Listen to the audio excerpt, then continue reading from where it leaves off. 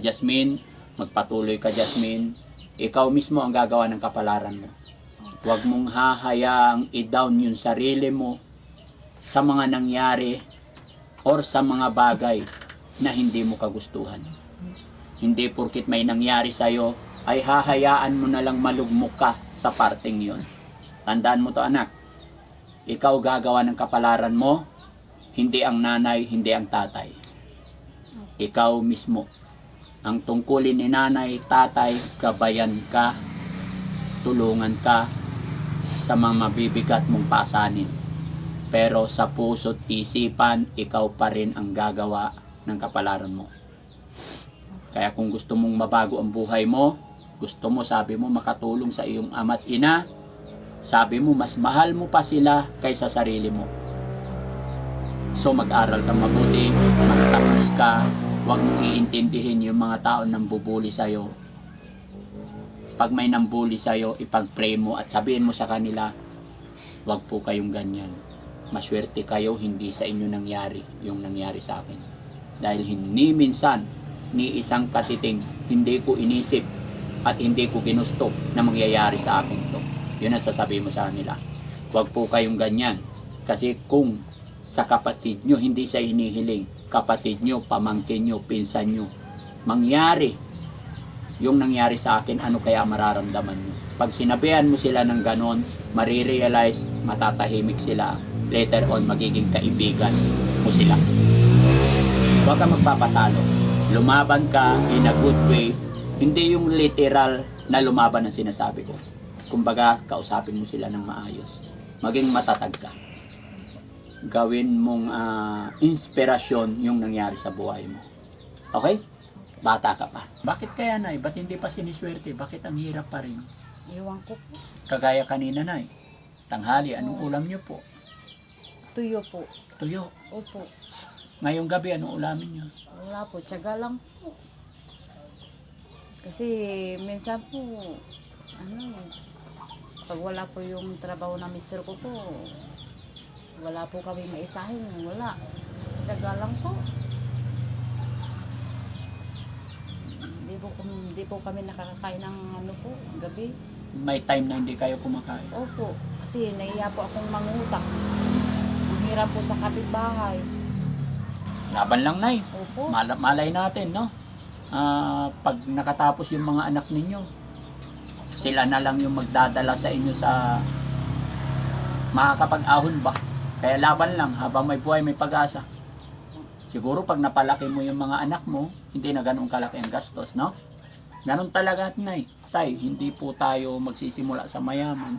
Kumbaga, pagsimula ay pag may hirap, may ginhawa. Opo. No? Kasi pag mangungutang ka po sa kapitbahay po, nahihiya po ako. Kasi wala po kang pambayad. Opo, mahirap talaga yung Opo. utang ng utang kung wala rin namang inaasahan kasi palubog ng palubog. Opo. Halimbawa, sa tindahan, kung uutang ka, kahit mahal, pipilitan ka pa rin umutang. Siyempre, tataasin din nila kasi alam nila kailangan mo. Instead na kung may cash ka, makapamili ka kung saan may mura, wala, mapipilitan ka kahit mahal. Kaya, tiis talaga, no? Tiyaga na lang po kahit wala po kami. Kunting diskarte pa, Nay. Kunting diskarte pa, Tay. Paano i-manage yung pamilya, no? Ito yung mahirap, mga kababayan, mga kabarangay, sa nakikita ko rin, no? Na talagang siguro minsan may time na mismanage. Pero hindi rin natin masisi dahil nga sa kahirapan ng buhay. Kahirapan, tapos minsan kulang sa kaalaman. Sorry po sa word, no? Sabi nyo, Nay, nagmumudol. Mabuti may cellphone na gagamit si Jessica. Ay Jasmine. Hiram lang po. Umihiram kayo. Opo. Kanino? Sa pinsan. Umihiram ng cellphone. Opo. Buti lagi-lagi may pahiram. Opo. Basta pag nagpa-load po siya, hiramin po. Papaloadan niyo. Opo. Magkano load? 50 po. 50 pesos. Opo. Para makapagtapos. Talaga wala po kami. Oh, Walang-wala po kami, Daddy Frank. walang-wala kayo. Opo. Naawa po ako sa mga dalaga ko po.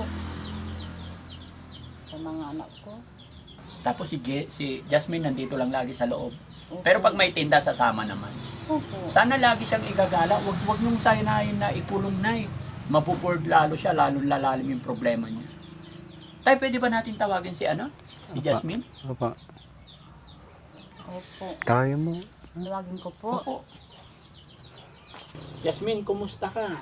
Okay lang po. Kumusta ang pag-aaral mo? Mabuti naman po. Mabuti naman. Opo. Parang payat mo, no? Mahina ba kumain? Mahina po. Ha? Mahina po. Mahina. Bakit? Kasi po, sakto lang po yung niluluto namin sa araw-araw. Sakto lang niluluto sa araw-araw. Opo. Gaano karami yung sinasayang nyo araw-araw? Ilang gatang? 3 gatang po. Tapos hati-hati kayo, no? Opo. So, yung 3 gatang kulang. Opo. Bakit ganon? Nakasukat lang yun. 3 gatang sa umaga, Sa gabi din po, 3 gatang po. sa tanghalian, 3 gatang din. Opo. Basta 3 lang ng 3. Opo. Nakakaawa naman. Hindi pwedeng dagdagan? Gawing 5? Hindi po kasi sa kaldero. Ah, Hindi po kasi sa kaldero. eh di bumili tayo ng medyo malaking kaldero. Pakahirap isipin mga kababayan, mga kabarangay siguro. Kaya 3 para mabanat yung budget, no? Sa ngayon, may bigas kayo. Wala po. Walang bigas. Bakit? Sayang wala tayong dalang bigas, no? Hindi nakapagdala ng bigas. Kasi nung nagpunta ako dito, honestly po, sila ang nadatnan ko. Hindi ko alam na ganito sitwasyon. Tapos ngayon, grocery lang naisip namin. Pero sana pagbalik namin, may bigas kaming madadala, no? Tapos, nagmumodule ka, humihiram kayo ng cellphone, sabi ng mama mo. Opo. Nangiram lang po ako ng cellphone para po makapag-module po. Musta naman ang grade mo? Okay lang po. Ano sabi ng mga teacher mo? Hindi ko pa po sila nakakausap. Hindi mo nakakausap. Opo. Kahit sa text, hindi. Ano po, tinatanong ko po kung kailan po akong mabibigyan po ng module ulit. Nagte-text naman sila. Opo. Pero syempre, thank you pa rin kay teacher. Kasi after all ng pinagdaanan mo, binigyan ka ng chance para mag-module. Opo.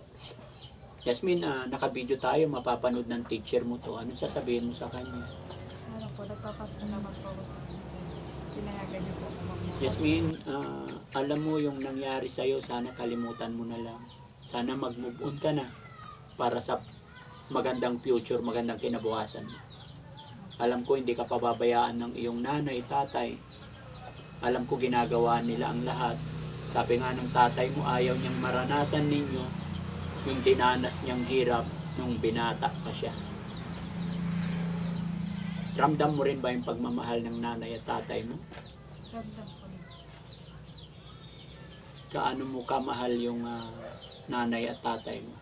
Mas mahal ko pa po sila. Mas mahal ko po sila sa akin. Kaysa sarili mo. Opo. Very good. Ngayon, nandyan ang nanay, tatay mo. After all, nagkaroon ka ng problema na hindi mo inaasahan, na hindi mo ginusto. Pero tinulungan ka nila, hindi ka nila pinabayaan. Yung time na nanginginig ka sa takot, tatay mo pa rin at nanay mo pa rin ang yumakap sa'yo. Ngayon, anong mensahe o sasabihin mo sa nanay at tatay mo? Nagpapasalamat po ako sa kanila kasi hindi po nila ako pinabayaan. At nandiyan po sila para po damayan ako. Paano mo ilarawan si tatay sa akin? Paano mo siya ilarawan? Anong klaseng tatay meron ka ngayon? Ano po, mapagmahal po siya sa mga anak niya. Si nanay naman, anong klaseng nanay meron ka? Ganon din po kayo. Nay, sa nangyari sa anak mo, ano po yung sasabihin nyo para mas lumakas pa yung loob ng iyong anak? Yasmin, Sana magpakatatag ka para sa kinakabukasan mo. Ingatan mo yung sarili mo, makapagtapos ka. Sana ingatan mo yung sarili mo, ha? Mahal ka namin ng papa mo. Ha? Sana makalimutan mo na yung nangyari sa'yo. Mahal na mahal kita, Jasmine, ha?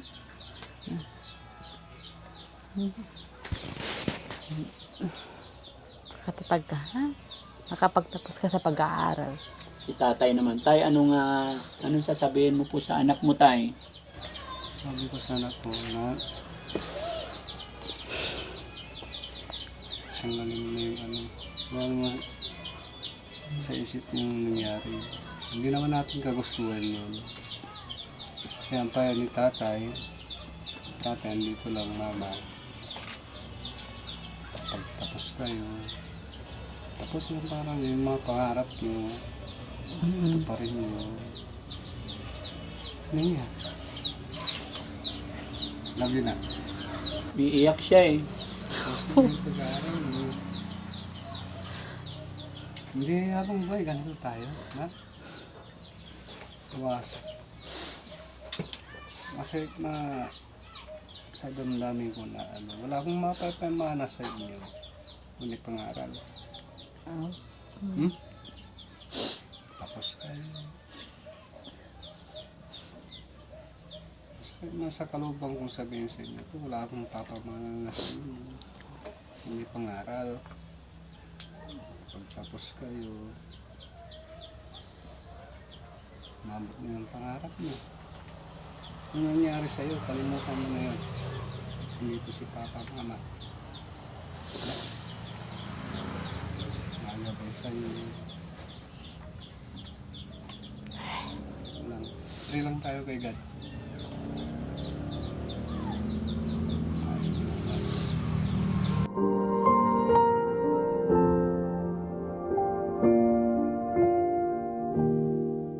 Naiiyak yung anak mo, nay. Anong sasabihin mo sa kanya?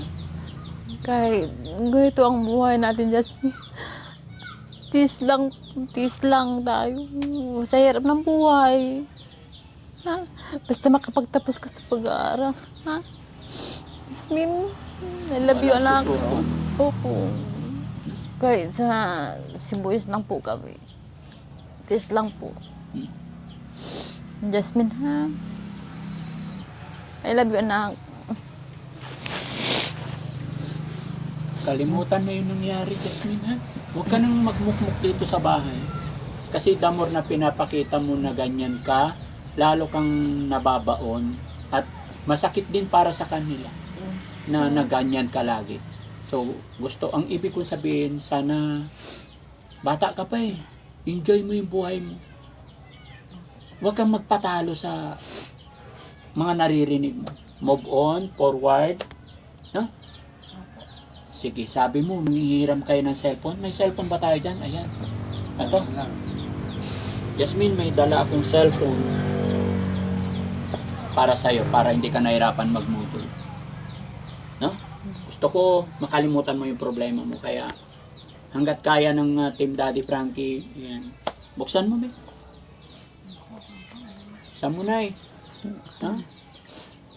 Para makita. Para may pang ano ka na. Mga kababayan na kaiyak, nakakalungkot yung kanilang sitwasyon. Ramdam ko po yung pinagdadaanan nila. Sa hirap ng buhay, talagang sa hirap ng buhay, talagang hindi nila alam kung paano sila makakaahon. Kaya nanay, pabuksan natin yung gusto. Kaya sana, no, pag-pray natin na mas makatulong pa ako sa kanila. Sana malagpasan nila itong mga pagsubok na kanilang pinagdadaanan. At alam ko, Nay, Jasmine, Tay, hindi po kayo pababayaan ni God. Mga pagsubok lang ito, bata pa si Jasmine, 16 years old pa lang. Laban lang. May awa po ang Diyos. Sabi nga rin nila, Nay, Tay, nasa Diyos ang awa, nasa tao ang gawa. Kaya wag tayong titigil mangarap. Wag tayong titigil lumaban. Pagpatuloy lang tayo. Ha? Buksan mo, Jasmine. Hayaan nyo, babalik po ako rito. Magdadala ako ng bigas. Para magsasaing si Jasmine, hindi 3 gatang lang. Sige No? po. Opo. Ayan, sige, buksan mo para makita. Salamat po. Ayan. Anong kulay? Ha? Kulay blue. Kulay blue. Panlalaki yata, no? Pasensya na kasi binibili namin yan. Hindi na pinipili yung kulay. Nandyan sa ilalim yung mga ano. Yung mga charger niya. Tignan mo. Salamat po. Thank you po sa binigay niyo po. Sige, buksan mo muna. Kasi mo. Para makita mo yung mga gadgets niya. Kabila. Nandyan yung ano niya. No? May case yan. Okay. Meron siyang case. Tignan natin kung kumpleto. Kasi pag binibili ko ito mga kababayan, hindi ko na pinapabuksan dahil gusto ko pagdating dun sa taong pagbibigyan natin, nakasealed. No? Ayan, okay. Pasensya na kayo mga kababayan sa nakikita ko sa kanila. Hindi sila masyado sanay sa camera, hindi sila sanay kausapin. Kahirapan ng buhay talaga. Alam ko hindi sila masyado exposed. Ultimo cellphone mga kababayan, wala sila ilaw, solar light, Opo. wala talaga. Opo. Yung sa solar po, bigay lang po ng tiyahing po ng asawa ko po. Ay, mga solar ninyo. Opo, kasi minsan po naputulan po yung sabianan ko po ng ilaw. Wala ring ilaw pag naputulan din. Opo. Kaya, tis lang po. Masaya ka ba, Nay, na nakilala ng Team Daddy Frankie itong mga anak ninyo? Opo. Gaano kasaya? Masaya po.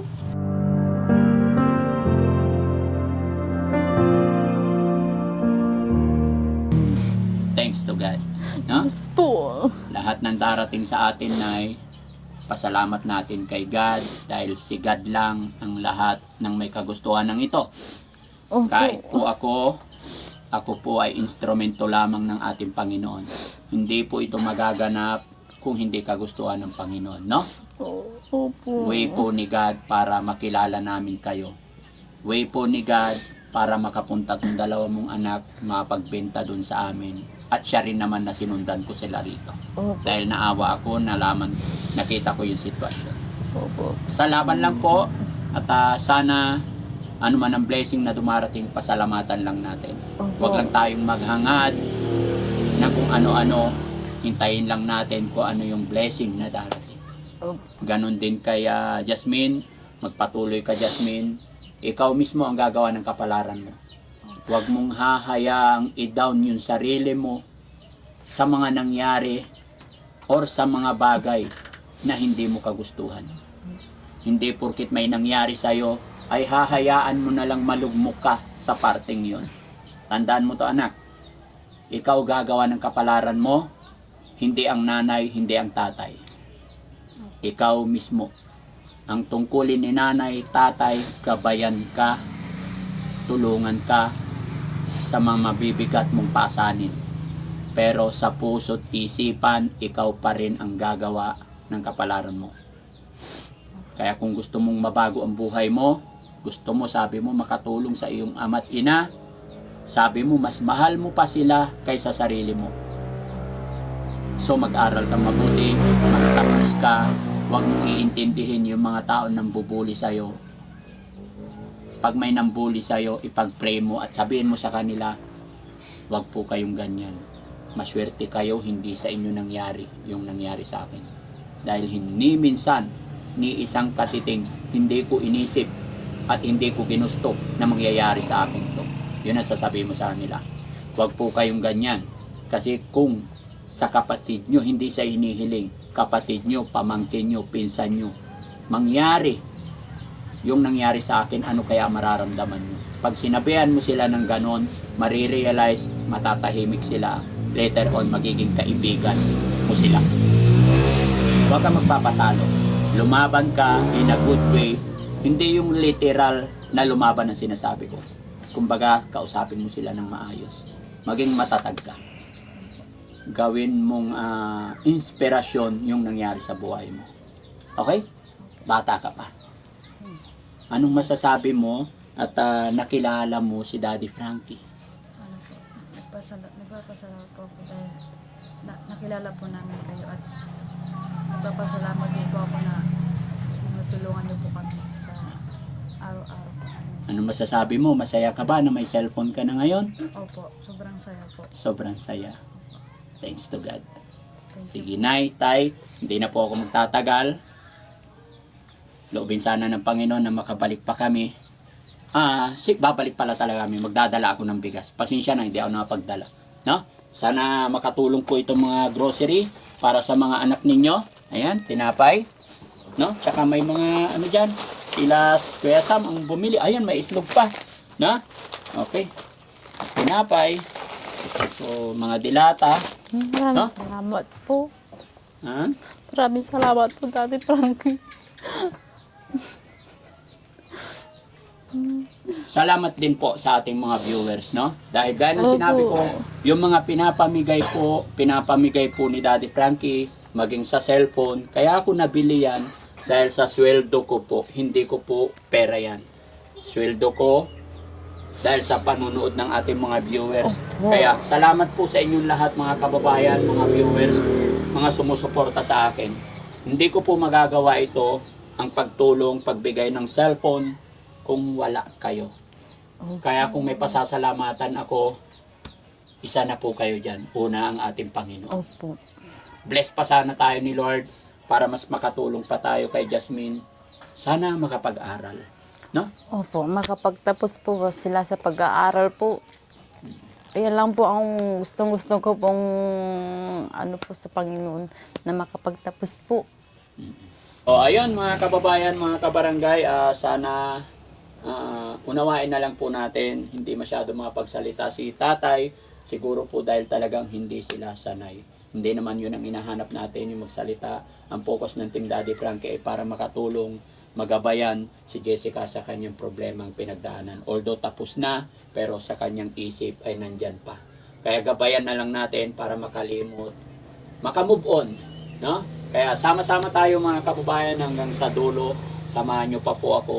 Sana hindi kayo magsawa sumuporta para tuloy-tuloy po tayo makatulong at mas makatulong pa tayo sa mga kababayan natin na sa laylayan at talagang lumalaban, gumagapang kahit anong hirap ng buhay. Mga kababayan, thank you po sa lahat ng mga nandyan sa premiere natin, mga kababayan natin OFW, especially mga kababayan natin nasa ibang bansa. Saan man po kayo naroroon, dito rin sa ating mga kababayan Luzon, Visayas, Mindanao, mahal ko po kayo lahat. Daddy Frankie po mga kababayan. Anak ng Pangasinan, from Pangasinan, mag-iingat po tayong lahat.